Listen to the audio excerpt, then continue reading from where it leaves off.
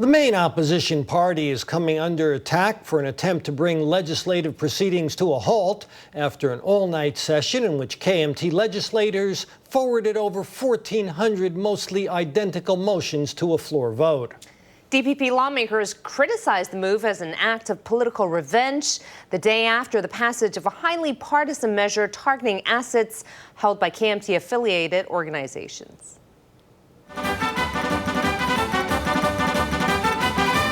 The lights in the legislature were on early this morning after an all-night voting marathon involving members of both the ruling and opposition parties. Those who made it to the morning were exhausted, including DPP Legislative Caucus Secretary General Wu Bing-Ray, who fell asleep with his hand on his voting machine.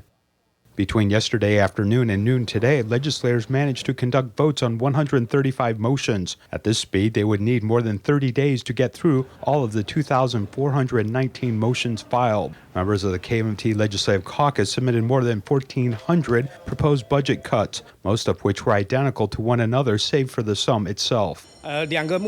We had two goals. The first was obviously to protest the DPP's unwillingness to give any ground whatsoever in cross-party negotiations. The other was to fulfill our duties as lawmakers, which is to cut the bloat out of government budgets. We don't think it's acceptable to combine the strategy of budget cut proposals with the legislative supervisory duty into an act of political revenge, or even a means by which to vent one's disaffection. The legislative standoff between the DPP and the KMT is set to continue until the end of the current legislative session on Friday midnight.